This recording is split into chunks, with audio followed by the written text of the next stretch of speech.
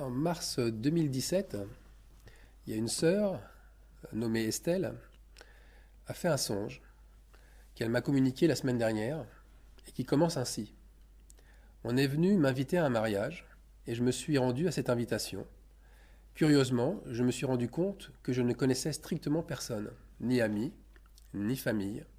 Sur place, pour accéder à la cérémonie, je devais choisir entre trois robes blanches, afin d'en porter une. Chose complètement absurde et même bizarre, je devais porter une robe de mariée en tant que simple invité à un mariage. C'était surprenant, c'était même un peu irréel, et en plus, je devais patienter là, je devais attendre. Alors, la suite du songe d'Estelle laisse entrevoir nettement de quel mariage il s'agit. Il s'agit bien sûr des noces de l'agneau.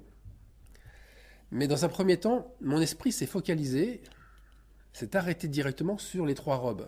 Pourquoi trois robes? Et pourquoi trois robes qui ont la même apparence? Elles sont toutes les trois blanches, d'une même blancheur.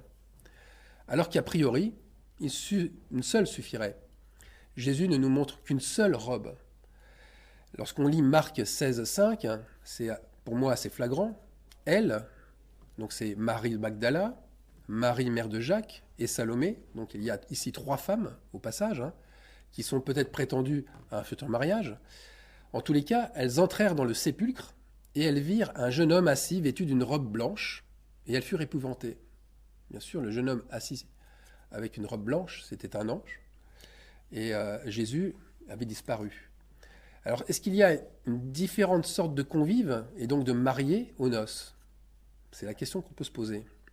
Et je croyais, moi, jusqu'à maintenant, qu'il n'y aurait qu'une seule sorte de personnes, uniquement des vierges sages, qui pouvaient accéder au royaume des cieux.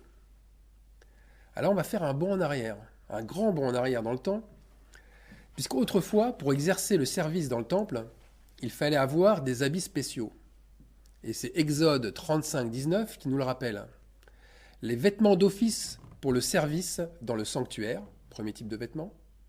Les vêtements sacrés pour le sacrificateur Aaron, deuxième type. Et troisième type de vêtements, les vêtements de ses fils pour les fonctions du sacerdoce. Oui, nous venons de le lire, il y a bien trois vêtements différents. Mais est-ce qu'il y a une corrélation entre le songe d'Estelle et Exode 35? Moi, je crois qu'il faut prendre en considération les choses anciennes de la loi mosaïque, car elles sont l'ombre des choses à venir. Et de nos jours, cette ombre, elle existe toujours. Mais sans la lumière, il ne peut y avoir d'ombre. Donc, aujourd'hui, nous voyons la lumière qui se montre réellement et qui montre Jésus. Je vous dis tout ça parce que la lumière, elle montre, et c'est vrai, plusieurs niveaux d'huile. Il y a là plusieurs niveaux d'huile. Les vierges sages ont pris de l'huile dans des vases, mais pas les vierges folles. Ça, il faut se rappeler Matthieu 25. Et moi, je dis qu'il y a trois niveaux d'huile dans les vases des vierges sages. C'est ce qui expliquerait aussi pourquoi les sages répondent aux vierges folles qu'elles ne peuvent leur en donner, car il n'y en aurait pas assez pour elles et pour les autres. Par conséquent, le premier niveau d'huile acceptable pour pénétrer dans le temple, c'est la repentance. Le sacrificateur, il avait un habit différent. Rappelons-nous que l'habit du sacrificateur est le même aujourd'hui pour les vrais repentis des églises. Mais qui nous dit ou qui nous dévoile qu'un sacrificateur peut être un invité au repas des noces? Eh bien, c'est Jésus lui-même. Les pharisiens, voyant les disciples de Jésus mangeant le jour du sabbat, eh bien, ils vont s'indigner. Ils s'indignent et Jésus leur répondit: « N'avez-vous pas lu ce que fit David lorsqu'il eut faim, lui et ceux qui étaient avec lui, comment il entra dans la maison de Dieu et mangea les pains de proposition qu'il ne lui était pas permis de manger, non plus qu'à ceux qui étaient avec lui et qui étaient réservés aux sacrificateurs seuls. Ou n'avez-vous pas lu dans la loi que les jours du sabbat, les sacrificateurs violent le sabbat dans le temple sans se rendre coupables? » Ici, il y a plein de choses qui sont mises en lumière. Jésus est en train de révéler le jour du repas des noces. C'est un jour de sabbat. Car, comme David, on mangera dans la maison de Dieu. Mais aussi, il y a une autre chose, c'est qu'un sacrificateur qui rentrera pour y manger ne violera pas le temple. Tous ceux qui exercent donc des fonctions dans le temple pourront ce jour-là non seulement y rentrer, mais y manger sans violer le temple. Les autres resteront dehors, ils s'excluront eux-mêmes de par leur absence de fonction. S'ils ne sont pas sacrificateurs de l'Éternel, ils ne pourront porter l'habit adéquat. Alors aujourd'hui, le temple a disparu, mais qui sont les sacrificateurs ? Eh bien, Jésus le dit aussi très clairement, ce sont ses disciples. Et en tout cas, il le montre. Alors attention, il ne faut pas encore voir des disciples qui sont comme à la Pentecôte, puisqu'ils ne sont pas encore passés par la Pentecôte. Donc, ils se sont repentis, ils sont lavés par l'eau. Et c'est vrai, un repenti a lavé son vêtement. Il est donc sans tache. Il est blanc, immaculé. Il est passé par l'eau de la repentance. Et ce repenti pourra manger des pains de proposition, car il sera comme ce qu'il mange. Il sera de la même consistance. Il sera sans levain, sans orgueil, humble et soumis à son Créateur et à ses nombreux frères et sœurs. Alors il y a un autre témoin qui nous confirme que la repentance ouvre les portes du royaume de Dieu. Cet autre témoin, c'est Apocalypse 22, 14, qui dit ceci. « Heureux ceux qui lavent leurs robes afin d'avoir droit à l'arbre de vie et d'entrer par les portes dans la ville. » Ceux qui lavent leurs habits. Donc, il y a un autre habit, différent lui aussi, c'est l'habit du souverain sacrificateur. Jésus est ce souverain sacrificateur, mais il est plus accompli qu'Aaron, plus accompli que Melchisédek. Il est celui qui s'est sacrifié pour tous, pour nous tous. Ensuite, il en sera de même quand ses disciples passeront par leur Pentecôte. Ils seront lavés de toute tâche, comme le repenti, mais en plus, ils seront purs, car Jésus les aura purifiés par son sang, par son sacrifice. Ce qui signifie que ceux qui auront ce vêtement pur auront le Saint-Esprit. À la base, il y a un renoncement, mais il y a un renoncement qui est plus grand. Il y a un sacrifice qui est plus fort. Et cette onction du Seigneur permet que le voile du temple soit déchiré. Cette onction, elle permet que ces croyants qui sont devenus purs pénètrent dans le lieu très saint. Alors il y a maintenant ce troisième vêtement. Et le troisième vêtement, il est pour qui ? Est-ce qu'il est, il est pour ceux qui ont reçu quelque chose de spécial ? Oui, il est pour ceux qui ont reçu quelque chose de spécial, une onction spéciale, une mission. Mais que signifie cette mission ? Eh bien, c'est ceux qui ont revêtu le manteau des prophètes, le manteau des évangélistes, le manteau des pasteurs, ou encore celui des apôtres. En fait, ils ont un type de manteau qui s'appelle le manteau de la vengeance. C'est pas moi qui le dis, c'est Ésaïe 59, 17. Il prend la vengeance pour vêtement. Ce vêtement sert à rendre la justice de Dieu. Il rendra chacun selon ses œuvres. La fureur à ses adversaires. Ça, c'est verset 18. C'est un vêtement de jalousie, comme le nomme aussi Ésaïe. Il fera craindre le nom de l'Éternel depuis l'Occident. Verset 19. Ce vêtement leur permettra à tous d'exercer, à tous, le sabbat, le véritable sabbat. Alors ce qui est différent ici, bien sûr, à ces personnes qui sont ointes et qui ont ce vêtement de vengeance, c'est leur niveau de sacrifice. Ils ont été la bouche de Dieu et en cela, ils ont été placés aux premières loges pour recevoir directement les insultes, les jets de pierre et même parfois mettre au péril leur vie. Ils ont bien souvent suivi les traces du Fils de Dieu en fermant leur bouche dans l'épreuve. Ils ont été, comme Jésus, semblables à un agneau qu'on amène à la boucherie. Alors ici, il y a bien sûr plusieurs couronnes. Il y a la couronne de justice, qui est pour ceux qui auront aimé l'avènement du Seigneur, et là ce sont les repentis. Il y a une couronne de vie, c'est pour l'homme qui supporte patiemment la tentation, car après avoir été éprouvé, il recevra la couronne de vie. Et il y a aussi une couronne de gloire, pour ceux qui se tiennent assis sur un trône et autour du trône. Rappelez-vous Apocalypse, autour du trône, je vis 24 trônes, et sur ces trônes, 24 anciens assis, revêtus de vêtements blancs, et sur leur tête, des couronnes d'or. La couronne de gloire, c'est une couronne d'or, c'est une couronne royale. Alors quand on y regarde bien, il n'y a qu'une robe blanche, identique pour chacun. C'est vrai qu'il y a plusieurs couronnes, mais il y a une robe blanche. La même robe blanche que celle de l'ange assis près du sépulcre le lendemain du sabbat, et qui attendait les 3 femmes, Marie de Magdala, Marie, mère de Jésus, et Salomé. Mais cette robe blanche, qui vous fait rentrer dans le royaume de Dieu, et dans la Nouvelle Jérusalem, elle vous fait rentrer à la fois spirituellement, mais aussi matériellement. Alors pourquoi ce détail, qui en fait n'en est pas un? Eh bien la raison principale, ce qui compte le plus, c'est d'être convié au repas des noces. Car pour les couronnes, en fin de compte, aucune ne restera sur aucune tête, mis à part sur celle de Jésus-Christ. Car c'est Jésus-Christ lui-même qui manifeste ses œuvres à travers nous. Tous, nous ferons comme les 24 anciens, nous jetterons nos couronnes aux pieds de l'agneau immolé, puisqu'il a été immolé pour nous, pour eux. Il n'y a surtout pas une compétition aux récompenses, ou à l'obtention d'un niveau d'huile supérieur aux autres. Il y a juste à être prêt, c'est-à-dire à être là où le Seigneur nous attend. Il nous attend comme il nous a connus d'ailleurs au départ. Si notre regard est sur les récompenses, nous allons nous perdre en nous mettant sous la loi.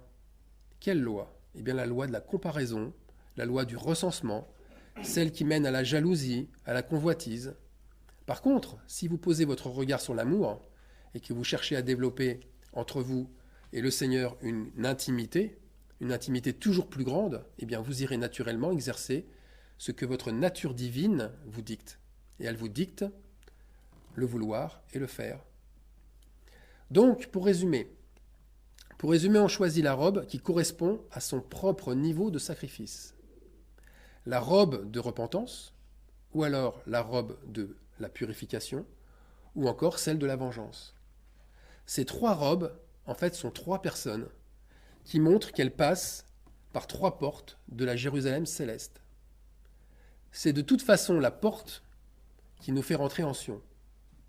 Soit la porte des repentis, soit la porte des purifiés, soit la porte des oints. Les portes, elles sont reliées aux robes, et nous l'avons lu tout à l'heure dans Apocalypse 22, 14. Heureux ceux qui lavent leurs robes afin d'avoir droit à l'arbre de vie et d'entrer par les portes dans la ville. Vous voyez, les robes qui sont lavées permettent d'entrer dans les portes. L'apôtre Jean, lui, dans sa première épître, illustre cela avec les 3 baptêmes. Le baptême d'eau, le baptême d'esprit et le baptême de sang. 1 Jean 5,8, il nous dit « Il y en a aussi 3 qui rendent témoignage sur la terre, à savoir l'esprit, l'eau et le sang. Et ces 3-là se rapportent à 1. Les 3, ça veut dire, sont en accord. Ils disent ensemble « Amen ». Ils sont un avec Jésus. Il n'y en a pas un qui est plus haut que l'autre. Ça, c'est encore vouloir voir les choses avec la chair, en croyant que dans le royaume de Dieu, il y a les repentis qui sont plus bas, les oints qui sont plus hauts, etc. Non, on forme un, on est dans un corps. Donc l'esprit, c'est la purification. L'eau, c'est la repentance. Et le sang, c'est la vengeance. Alors peu importe, j'ai envie de dire, par quelle porte vous rentrez dans la cité sainte. Pourvu que cela soit par une des 3 portes. Que cela soit par l'eau, par l'esprit ou par le sang. Alors aujourd'hui, notre frère Arnaud, lui, il va passer par la porte des repentis. En tout cas, c'est officiel. Ça ne veut pas dire qu'il n'est pas passé avant, mais on officialise aujourd'hui, par le baptême d'eau, le fait qu'il passe bien par cette porte. Il est immergé dans l'eau du baptême de repentance, et c'est devant les anges terrestres, c'est-à-dire nous, et devant les anges célestes, que se fait cet engagement. C'est un engagement de cœur. Cela prouve qu'il aime notre Seigneur, et il le montre par sa vie, par son renoncement aux œuvres mortes, par ses désirs, mais qui sont contraires à ceux de la chair, puisque maintenant il veut des désirs qui sont des désirs de l'esprit. Donc il est là, mais il n'est pas là tout seul. Il est là avec sa cruche d'huile. Il est là avec son vêtement blanc, et il se tient devant la porte du royaume. Il est prêt à y rentrer. C'est ça en fait le baptême. On est devant la porte, on est prêt. Alors nous avons quand même un dilemme, c'est vrai. Alors rappelons-nous, j'ai fait référence à un message, là je fais référence plutôt à un message du 26 mars. Je parlais de la porte de l'épouse de l'agneau. Et je disais que la porte de l'épouse, c'est la porte des brebis, celle de Joseph. C'est par là que tous les élus passeront. Et a priori, il n'y a qu'une porte, une seule porte où tous les élus passent. Alors, par quelle porte va passer effectivement l'épouse? On relit encore le même passage d'Apocalypse 22, 14. Heureux ceux qui lavent leurs robes, n'oublions pas, leur robe c'est la repentance, afin d'avoir droit à l'arbre de vie et d'entrer par les portes dans la ville. Petit mot, les. Les portes, c'est écrit au pluriel. Ce n'est pas écrit qu'ils passent par leur porte ou chacun dans sa porte. Ceux qui ont droit à l'arbre de vie entrent par plusieurs portes dans la ville sainte. Ça, il faut bien le comprendre pour la suite. Vous allez voir. Vous savez sans doute que toutes les portes ont chacune le nom d'une des 12 tribus d'Israël. Normalement, je ne vous apprends rien, c'est écrit dans Apocalypse 21, 12. Mais ensuite, c'est certain, chacun franchira les portes dont les noms correspondent à sa propre condition. C'est cela juger les 12 tribus d'Israël. C'est ça prendre conscience et discerner quelles sont nos portes à franchir. Et Matthieu 19, 28 va complètement dans ce sens. Jésus disait, en vérité, je vous le dis, que je vous dis que vous qui m'avez suivi dans la régénération, c'est-à-dire la régénération, c'est les repentis, les purifiés et ceux qui manifestent la vengeance, eh bien, vous qui m'avez suivi dans la régénération, quand le Fils de l'homme sera assis sur le trône de sa gloire, vous aussi, vous serez assis sur 12 trônes, jugeant les 12 tribus d'Israël. Moi, je vous ai parlé de la porte de l'épouse, cette porte qui est placée au septentrion, c'est-à-dire au nord. Au temps de Jésus de Nazareth, cette porte s'appelait la porte des brebis, je le répète, et aujourd'hui, elle est là où passent les brebis du Seigneur, ses élus. Et ils y passent, pas n'importe quand, ils y passent en pleine fournaise, en plein sabbat, en pleine épreuve, car cette porte, c'est la porte de Joseph. Et Dieu, à ce moment-là, assemble. Et elle n'est pas la porte d'Hérode, puisqu'aujourd'hui, en fait, si on va à Jérusalem, on s'aperçoit qu'il y a une porte qui est au nord, et c'est la porte d'Hérode. Mais la porte d'Hérode, c'est un roi romain, ennemi des Juifs. Et rappelons-nous la promesse qui a été faite à Dieu par Abraham, à Abraham par Dieu, c'est pas la même chose. Ta postérité possédera la porte de tes ennemis. Alors il y a aussi la porte qu'a franchi Arnaud. Arnaud, il a franchi la porte de Joseph, comme nous, ses élus, nous franchissons la porte de Joseph. Mais Arnaud franchit une autre porte. Cette porte, comment se nomme-t-elle? Elle se nomme du même nom que le deuxième fils de Jacob et de Léa, qui se nomme Siméon. Siméon, littéralement, ça veut dire exaucé. C'est la porte de celui qui a été exaucé, qui a été entendu. Il reçoit l'esprit de repentance. En fait, il rentre par la première porte du royaume. Et j'en donne l'explication dans aussi un ancien message intitulé La maison d'Israël. Alors les choses ne s'arrêtent pas là. Il franchit cette porte de Siméon, mais il y a une autre porte. Ceux qui, une fois repentis, exercent le pardon, la miséricorde, ils montrent des œuvres de justice. Et ils passent nécessairement par une autre porte, qui est celle de Lévi. Lévi, c'est le troisième fils de Jacob et de Léa. Et Lévi signifie littéralement attachement. Par nos œuvres justes, nous montrons notre attachement à Dieu. C'est la signification de cette porte. Il y a toujours les œuvres qui sont attachées à une signification spirituelle. Donc il y a deux portes qui vont vraiment ensemble et elles sont pratiquement indissociables. C'est la porte de Siméon et de Lévi. C'est la porte de la repentance et de ses fruits.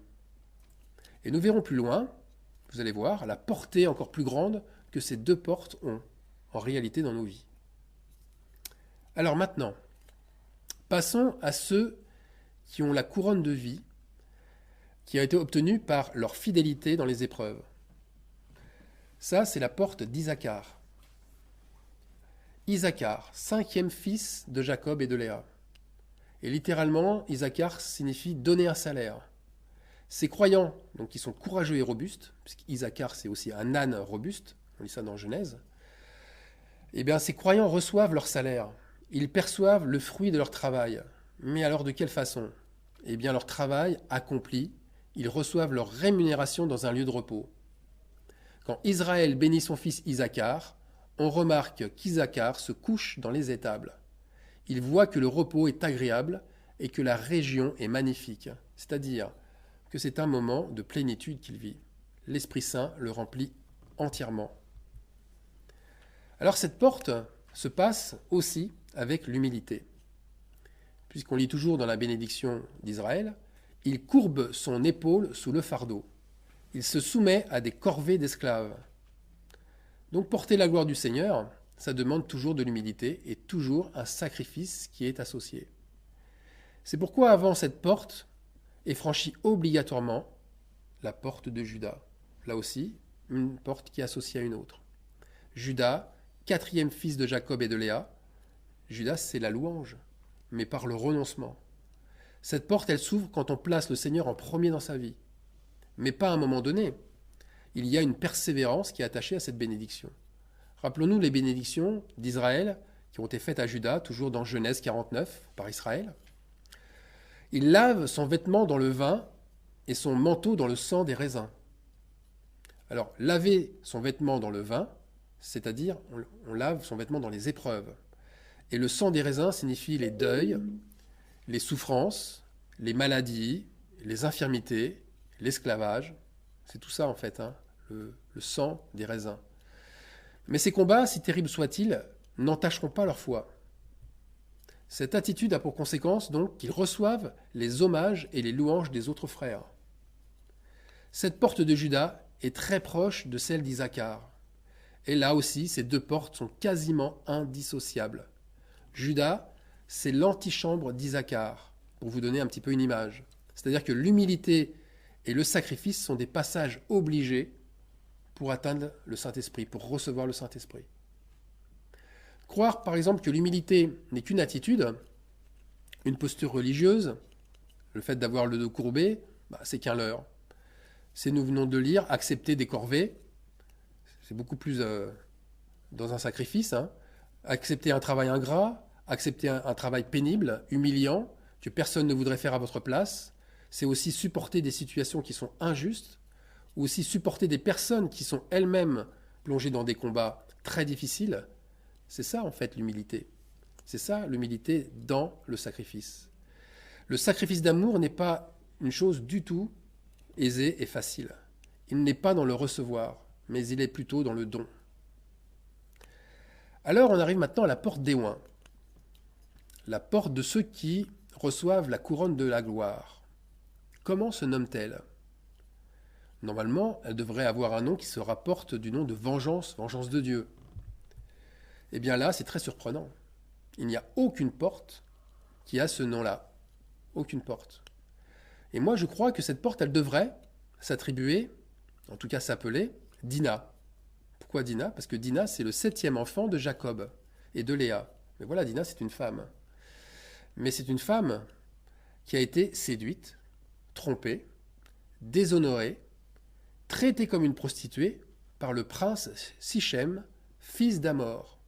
Là, on a une similitude qui est évidente avec les églises aujourd'hui. On a les croyants dans les églises qui ont été maltraités, qui ont été amenés à se prostituer en se prosternant devant des idoles. Vous voyez, c'est la même situation qu'avec Dina, pardon. Donc la vengeance, elle va s'organiser à travers les deux frères de Dina. Là, je ne fais que paraphraser ce qui est écrit en Genèse, je crois que c'est 35-36. On a Siméon et Lévi, donc qui signifie repentance et justice, qui sont là et qui vont organiser à eux deux la vengeance de leur sœur. Vous voyez, encore, surprise, on a encore deux portes. Non pas une seule, mais deux portes. Par qui passeront les oins du Seigneur pour exercer la vengeance et la jalousie du Seigneur. Son saint sabbat passe par la repentance et la justice. Sichem, lui, était un usurpateur religieux. Il sera détruit, ruiné, et ses biens seront confisqués. Et dans l'histoire racontée dans la Genèse, eh bien, les fils de Jacob vont prendre les enfants et les femmes du pays et les joindre à la famille d'Israël. Plutôt que de détruire le peuple, la vengeance du Seigneur ramène vers lui le reste des opprimés par la repentance et par le pardon. Mais cela signifie aussi que ceux qui ont franchi ces deux portes de repentance et de justice eh bien, ceux-là peuvent faire aussi partie des missionnés et exercer le sabbat. C'est d'un peuple humble et soumis qu'a surtout besoin notre Seigneur pour exercer sa vengeance. Souvent, on met derrière ceux qui reçoivent, ceux qui sont loin, des gens très haut placés. Mais c'est des gens tout simples, tout humbles, qui sont passés par les eaux de la repentance et qui ont manifesté la justice de Dieu. Ils sont passés donc par les deux portes, celle de Lévi et celle de Siméon. Alors, comme à son habitude, notre Seigneur confirme à plusieurs niveaux ce qu'il dit. Son plan, on le voit à travers les 3 vêtements ou les 3 robes. On le voit aussi à travers les 3 onctions, les 3 baptêmes, les 3 sacrifices, etc., etc. Je me demandais si c'était le temps d'annoncer cela aussi. Je posais la question au Seigneur, est-ce que c'est le moment?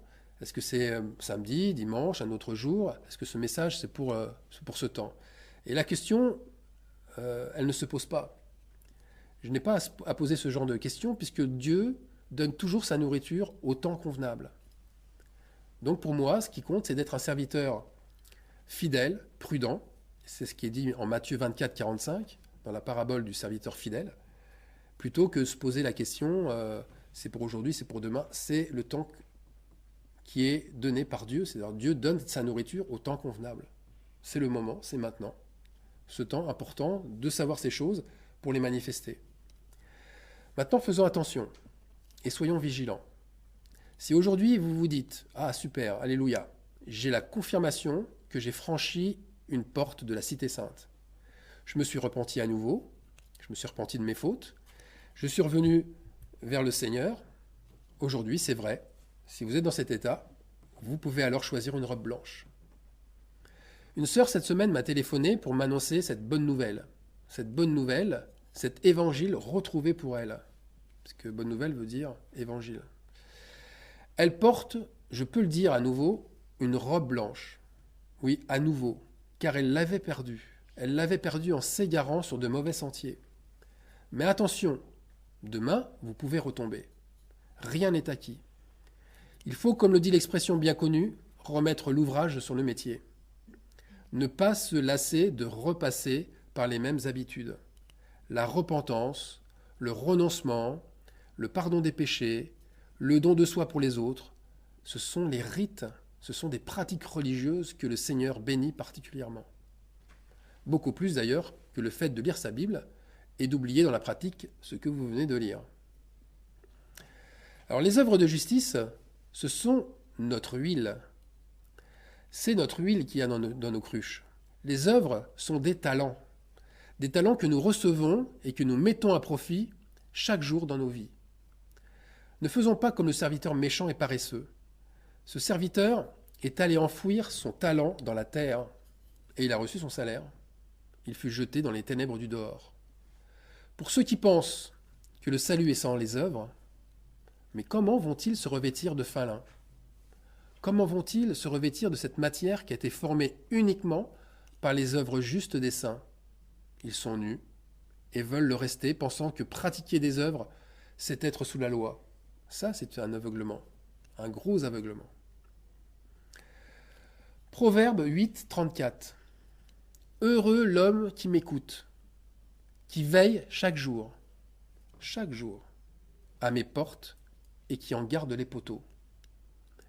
Ce proverbe nous incite à veiller sur nos portes, c'est-à-dire à garder l'ouverture et l'accès totalement libre. Car c'est souvent que nous devons y passer et y repasser. Si nous passons souvent par les portes de la repentance et de la justice, nous passerons aussi par celles de la vengeance, c'est-à-dire la gloire de Dieu. Les poteaux, c'est en fait l'armature. C'est ce qui fait tenir la porte. Cette porte, en fait, elle s'écroulera si nous nous laissons distraire par les soucis de ce monde.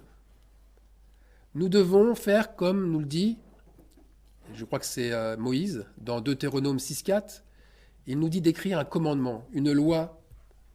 Il nous dit ceci. Écoute Israël, l'Éternel notre Dieu est le seul éternel. Tu aimeras l'Éternel ton Dieu de tout ton cœur, de toute ton âme et de toute ta force.